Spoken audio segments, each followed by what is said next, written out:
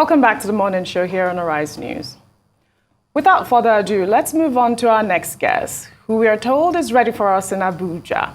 Well, he's Major General Lincoln Jack Ogunewe, the Action Alliance governorship candidate for the Imo governorship election.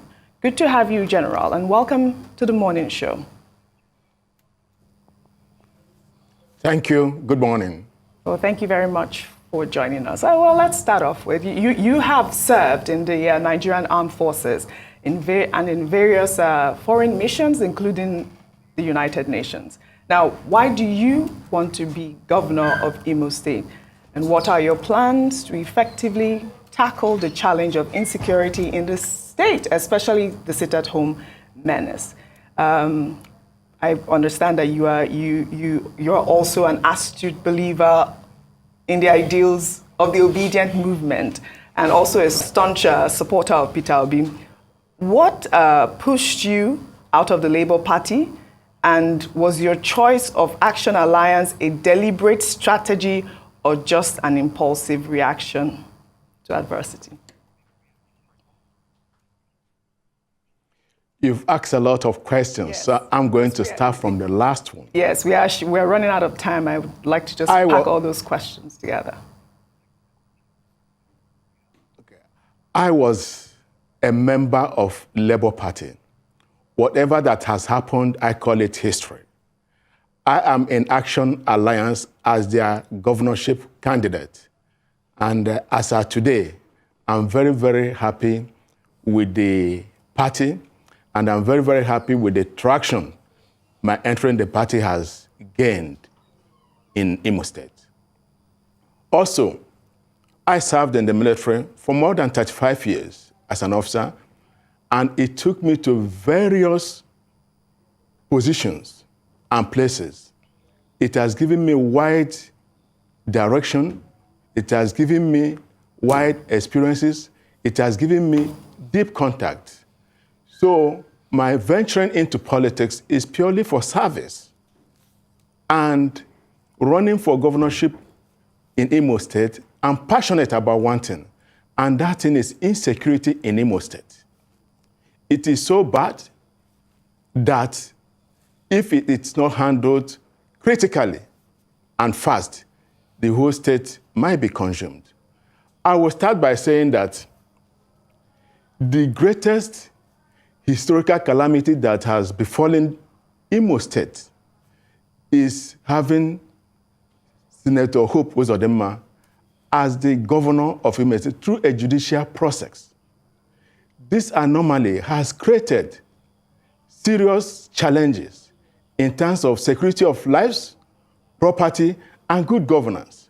So I entered the race to make sure that I bring sanity in terms of ending insecurity in Imo State. I have the experience. I understand the national security architecture. I understand the national security policy. I understand the national defense policy more than any person that is aspiring to be governor in Imo State today. All right, then. Now, like you've just said, insecurity definitely remains a pressing concern in many parts of Nigeria.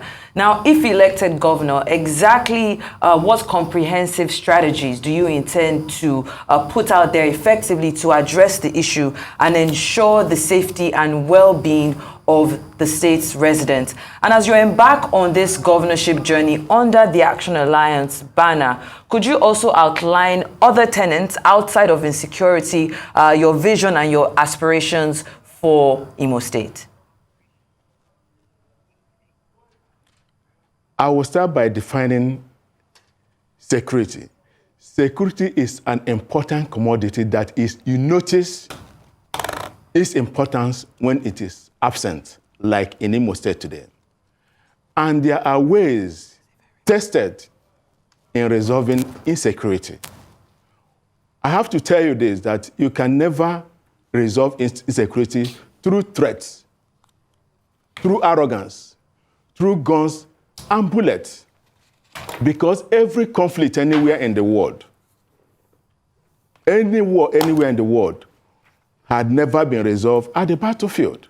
It has always been resolved at the negotiating table. And what are the principles for negotiation? The United Nations has what they call conflict resolution mechanism, anchored on 3 indices. 1, negotiate. 2, pacify.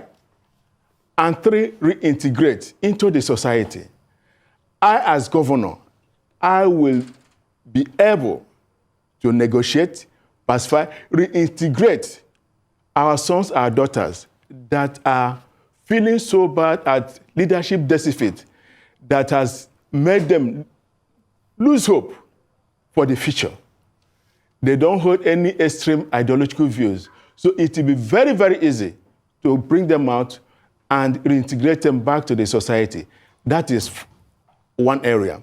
Secondly, on other areas, you look at what is happening in Imo State. The place is like a shadow of itself in terms of infrastructure development. So when you come around and look at it, I have a program that is anchored, 1, on rule of law and justice, 2, infrastructure development, 3, good governance. And all these things you cannot achieve without putting security in place. Because without security, you don't have any conducive environment for any economic activity to thrive. Look at what is happening in the state. Our sons and daughters in diaspora, our elites, they find it difficult to go to their villages, even to perform social rites, like traditional marriages, like burials.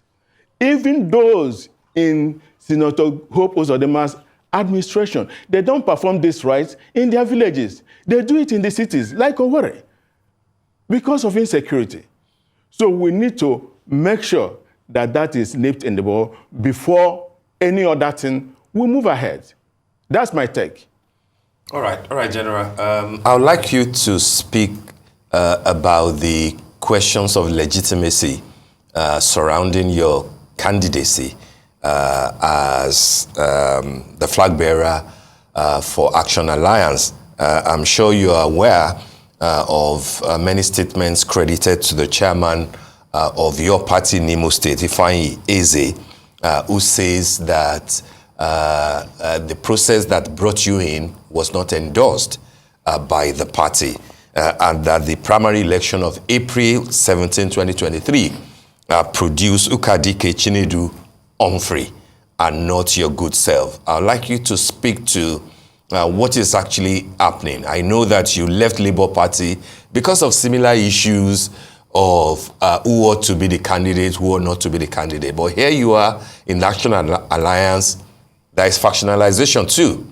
Are you the candidate, and what process brought you in?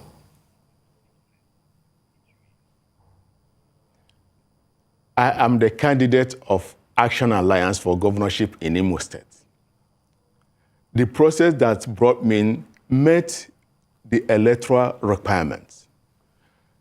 Action Alliance, like other parties, they have crises, and which they have resolved through internal party mechanism. So there is no problem with Action Alliance. There's no problem with my emergence as a candidate, and I will ask you to wait and see what happens in a couple of days' time. Thank you. All right. Would like to thank you very much, sir, for joining us on the morning show.